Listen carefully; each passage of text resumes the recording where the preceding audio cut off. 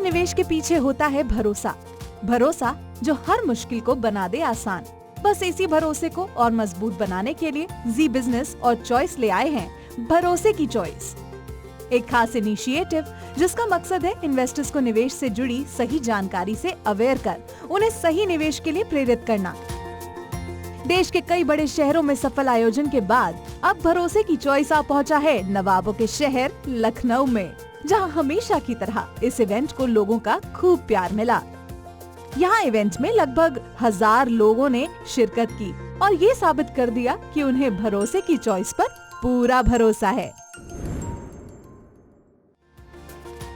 Choice कैसे investors की निवेश यात्रा को आसान बनाने में मददगार है और उन्हें क्या नया ऑफर करता है, इस बारे में जानकारी देने के लिए चॉइस के head of marketing Nitin Agarwal ने यहाँ एक डिटेल्ड प्रेजेंटेशन दी।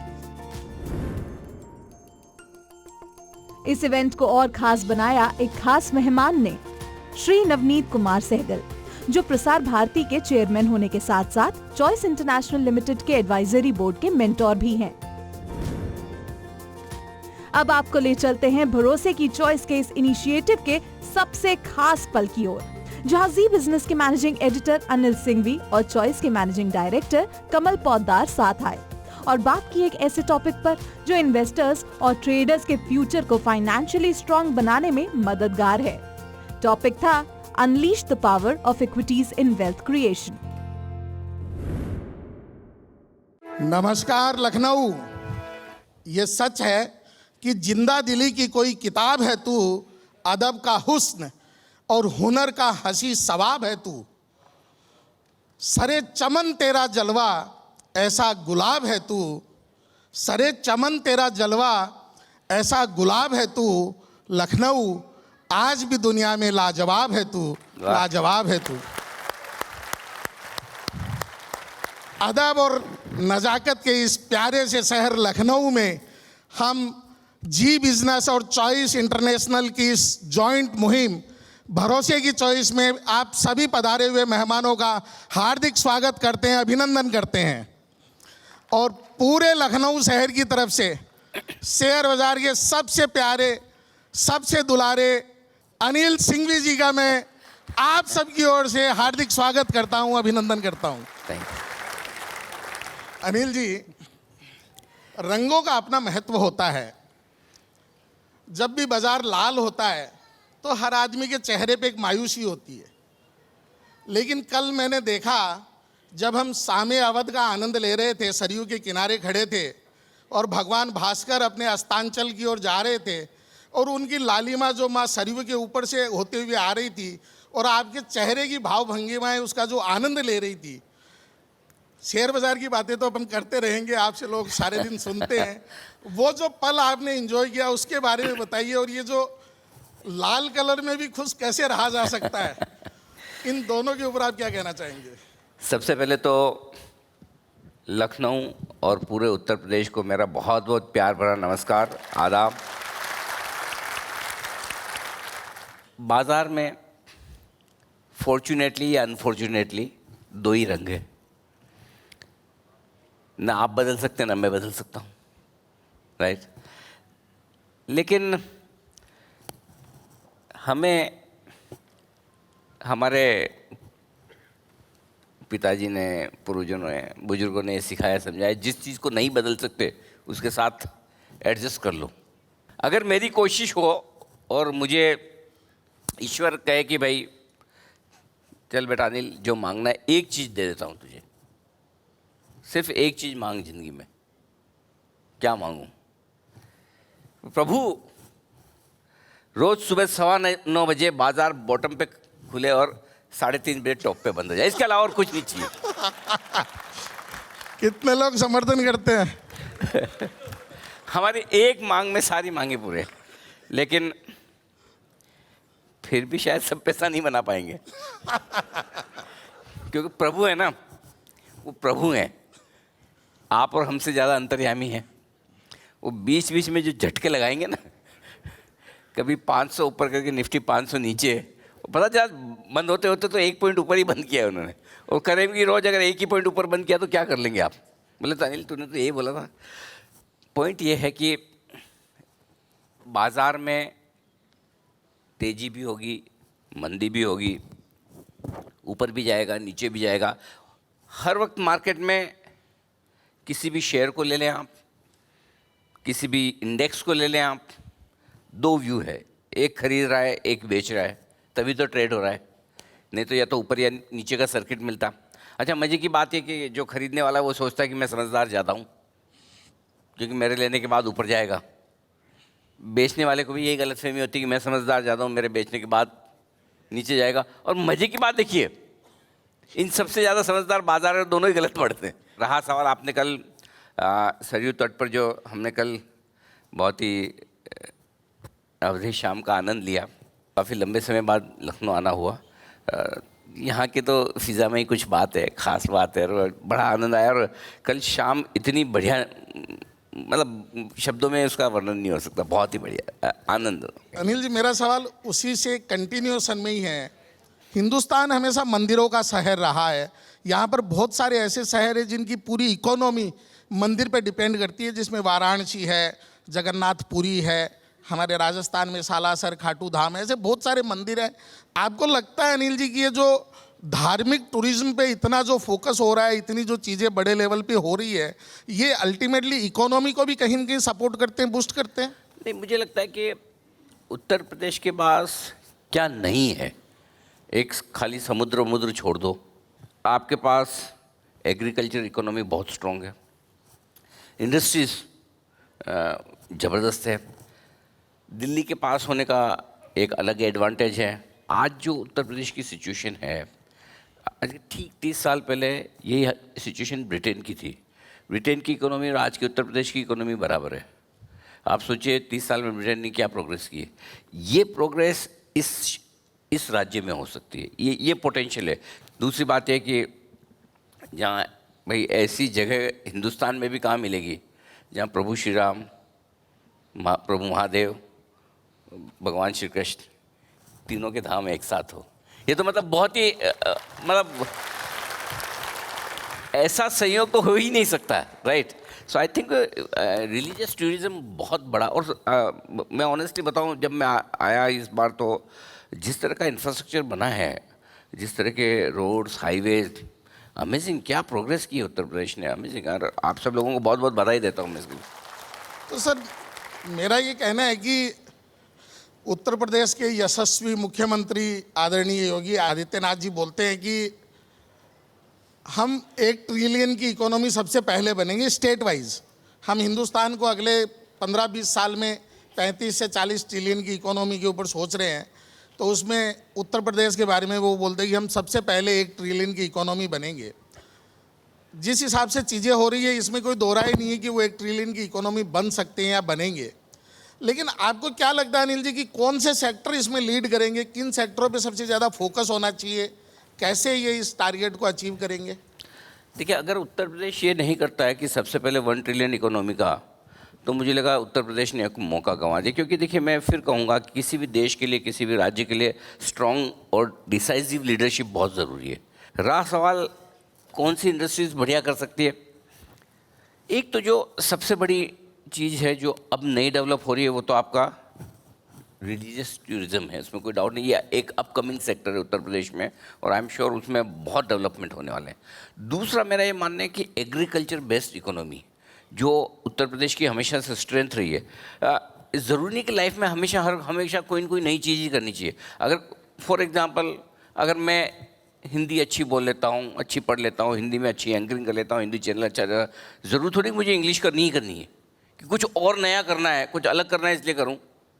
मैं इसमें भी तो और बेहतर कर सकता हूँ। तो उत्तर प्रदेश की जो स्ट्रेंथ है एग्री बेस्ड इकोनॉमी की, उसको छोड़ना नहीं चाहिए, क्योंकि ये गॉड गिफ्टेड है आपके पास। अगर उत्तर प्रदेश को कुछ नया करना ही है तो उन्हें डिजिटल स्पेस में और ज़्यादा करना चाहिए। अभी वहाँ पर स्कोप बहुत है, क्योंकि आप बाकी सब कर भी लेंगे, लेकिन अगर आप टेक्नोलॉजी के मामले और डिजिटल स्पेस के मामले में स्ट्रॉन्ग नहीं होंगे, तो जो आपको बड़ा टारगेट लेके चलना है वो पूरा नहीं हो पाएगा। तो बस एक ही नई स्पेस है जहाँ फोकस करना चाहिए। सर, आइए चलते हैं थोड़े शेयर बाज़ार की ओर। शेयर बाज़ार की जैसे मैं बात शुरू करता हूँ तो मन में एक अजीब सी धुक धुक शुरू हो जाती है, क्योंकि मार्केट अपने लाइफ हाई पे चल रहा है, गोल्ड अपने लाइफ हाई पे चल रहा है, सिल्वर अपने लाइफ हाई पे चल रहा है, प्रॉपर्टी अपने लाइफ हाई पे चल रही है। ट्रेडर को हमेशा ये डर रहता है कि ये लाइफ हाई हो गया, अब क्या होगा, सेलिंग तो नहीं आ जाएगी, मैं लेऊं नहीं लेऊं, करूं नहीं करूं, क्या करूं। As a normal trader, as a normal investor, उसको इन परिस्थितियों में क्या करना चाहिए, कहाँ से वो समझे, कैसे आगे बढ़े? 26,277 ये 26 सितंबर 2024 का जो लाइफ हाई बनाया है, आप में से कितने लोग मानते हैं कि ये लाइफ आज़ादी के बाद 77-78 साल का लाइफ हाई है? बराबर है। तो फिर कहाँ लाइफ हाई, किसका लाइफ हाई? ये पास्ट का है, फ्यूचर का नहीं। हमें फ्यूचर का लाइफ हाई देखना है। तो जब आप सबको पता है कि भाई रिस्क 5,000 पॉइंट की है और रिवॉर्ड 25,000 पॉइंट का है, अगले 5 साल में निफ्टी दुगुना तो आराम से हो सकता है, इसमें तो कोई किसी को संदेह नहीं है। अगले 10 साल में अब 25 का 50 हुआ, अगले 10 साल में 50 का 1 लाख हुआ, तो अगर 10 साल में आपको 25,000 का निफ्टी 1 लाख होता हुआ दिखता है और 10 साल में या 10 महीने में या 2 साल में 25,000 का निफ्टी 20,000 होता हुआ दिखता है, तो आपको पता है कि आपको क्या करना है, राइट? ऐसे में अगर हम रोज़ सोचें कि एफडी की तरह मार्केट हमेशा ऊपर रहना चाहिए, वो होगा नहीं।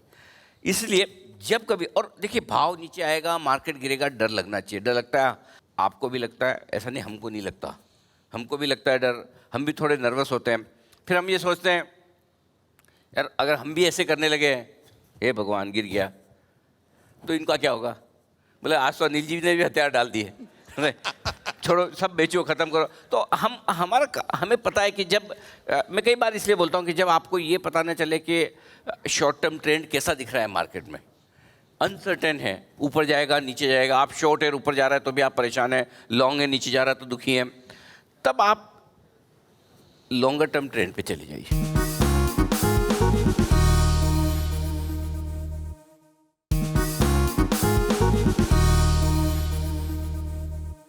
अनिल जी बिजनेस और चॉइस का जो ये जॉइंट प्रोग्राम है, भरोसे की चॉइस, मैं मानता हूँ कि इसको थोड़ा बहुत सक्सेस अपन तब मानेंगे, नो डाउट अपने सारे कार्यक्रमों में खूब अच्छी भीड़ आ रही है, खूब अच्छे लोग आ रहे हैं, वो बहुत अच्छे से सुन रहे हैं, बहुत अच्छे सवाल कर रहे हैं, लेकिन फिर भी मैं इसका जो सही उद्देश्य है वो मैं तब मानूंगा जब जो सेबी का आंकड़ा आता है कि 93% आदमी लॉस कर रहा है, 7% आदमी प्रॉफिट कर रहा है।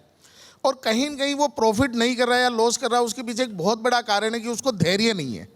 सबको पता है, यहाँ बैठे सारे लोगों को पता है कि गिरने को 5,000 पॉइंट है, बढ़ने को 25,000 पॉइंट है। इंडिया अपने इकोनॉमिकल ग्रोथ के एकदम हाईवे के ऊपर दौड़ रहा है, सब कुछ है, लेकिन जैसे ही कोई हल्की फुल्की नेगेटिव खबर आती है, हम एकदम से भाग के उसको लोअर सर्किट तक बेच के आ जाते हैं। जैसे ही अच्छी खबर आती है, हम जाके अपर सर्किट तक उसको बाइंग करने के लिए खड़े।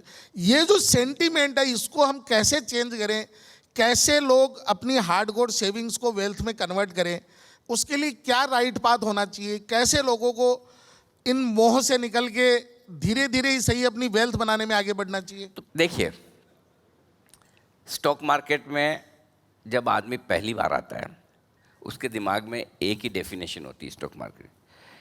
शेयर बाज़ार एक ऐसी जगह है जहाँ पर बिना मेहनत के या बहुत ही कम मेहनत के, बिना पैसे या बहुत ही कम पैसे के,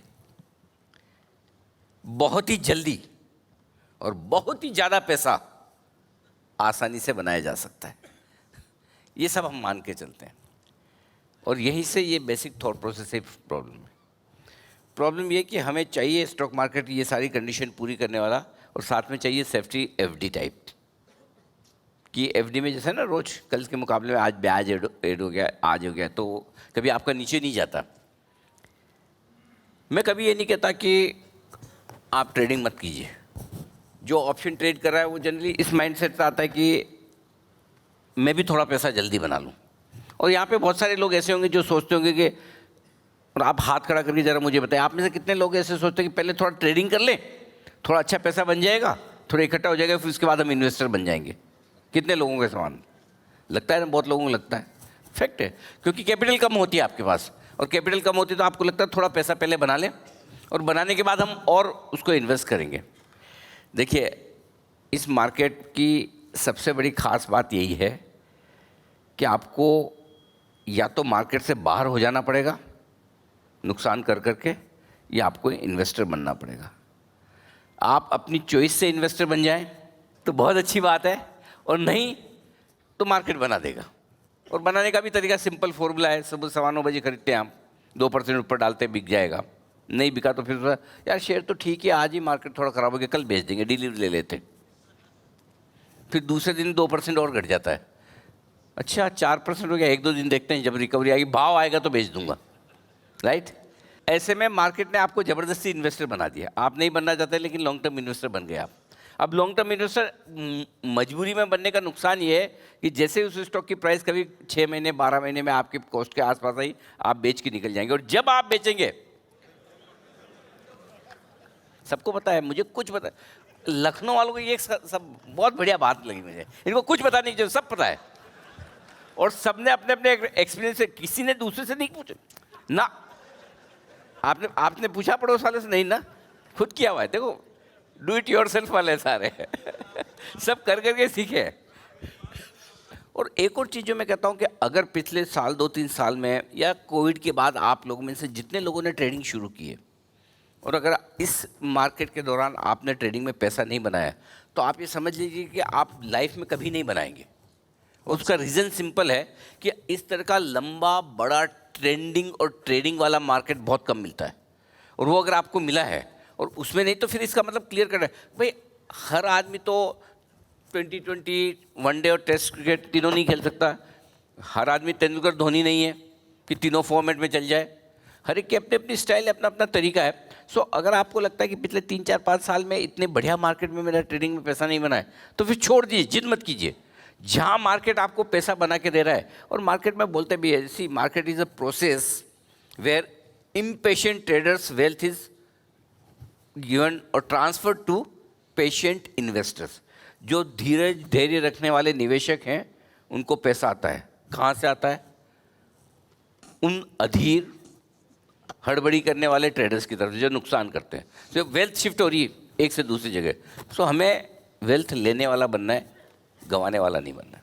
जैसे आपने बताया कि ट्रेडिंग करना अगर कोई चाहता है तो उसको निश्चित रूप से ट्रेडिंग करनी चाहिए, लेकिन फिर भी सर एक चीज़ हम देखते हैं, बहुत बार हम एक साधारण सा कोई शॉपिंग करने के लिए जाते हैं, जैसे चप्पल खरीदने के लिए जाते हैं, 1000-1500 की चप्पल खरीदते हैं, उसको 2 बार पहन के देखते हैं, चल के देखते हैं सारी चीज़, तब जाके उसको फाइनल करते हैं, राइट।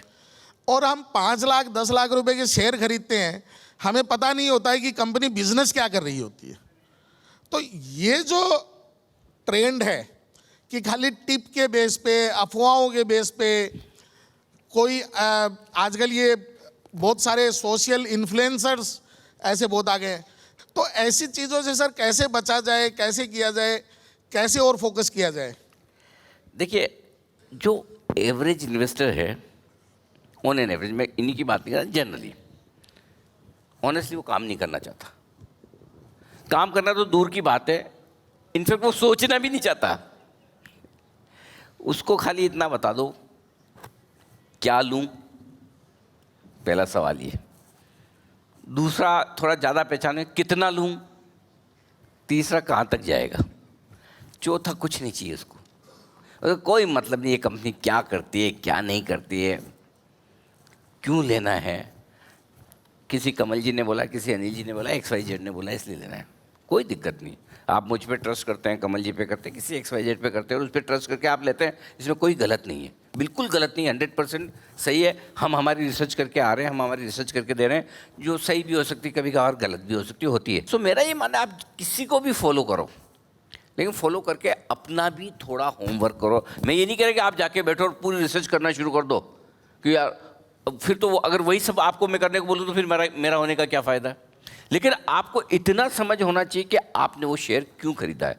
सिर्फ इसलिए नहीं कि अनिल जी ने बोला है, इसके अलावा मैं 4 चीज़ सुन के खरीदूंगा। मैं आपको पॉइंट ये कि थोड़ा सा आप है ना, इतना सा मेहनत करेंगे, और मुझे पता है मैं ज़्यादा ज्ञान दूंगा कि रिसर्च करो और ये देखो, और आप कोई करने वाले नहीं है, मुझे पता है, लेकिन इतना सा तो कर ही सकते हैं, कोई दिक्कत नहीं। तो सर आपको क्या लगता है कि डायरेक्ट कैपिटल मार्केट इन्वेस्टमेंट और थ्रू म्यूचुअल फंड, जैसा कि आप देख रहे हो कि पिछले 2-3 सालों में म्यूचुअल फंड में भी बहुत भयंकर पैसा आ रहा है, बहुत अच्छा पैसा आ रहा है। तो इसको आप कैसे देखते हैं अनिल जी कि म्यूचुअल फंड के थ्रू इन्वेस्टमेंट सही स्ट्रेटेजी है या डायरेक्ट कैपिटल मार्केट में आना चाहिए या दोनों में बैलेंस्ड अप्रोच होनी चाहिए? देखिए, अगर आपके पास टाइम, एनर्जी, एक्सपर्टाइज, रिस्क लेने की ताकत, उसको समझना, मार्केट के उतार चढ़ाव में नहीं हिलना, ये सारे गुण हैं, तो डेफिनेटली आपको सीधे तौर पे पैसा लगाना चाहिए।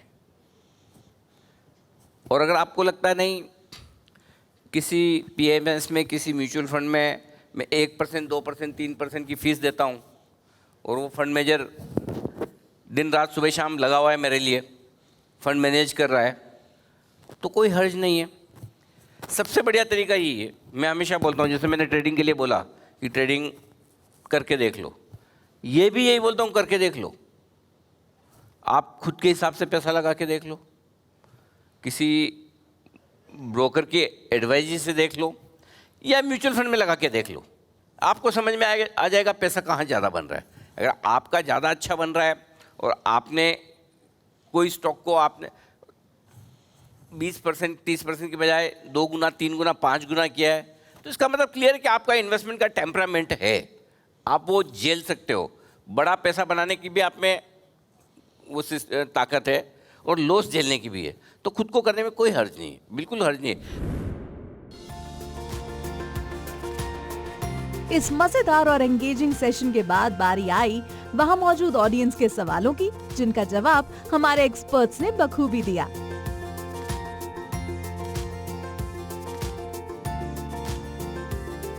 इसी तरह आगे भी निवेश का गुरु मंत्र देने, निवेश की बारीकियों को समझाने और लोगों को इन्फॉर्म्ड फाइनेंशियल डिसीजन लेने के लिए प्रेरित करने जी बिजनेस और चॉइस अपने खास इनिशिएटिव भरोसे की चॉइस को फिर लेकर आएगा आपके शहर में।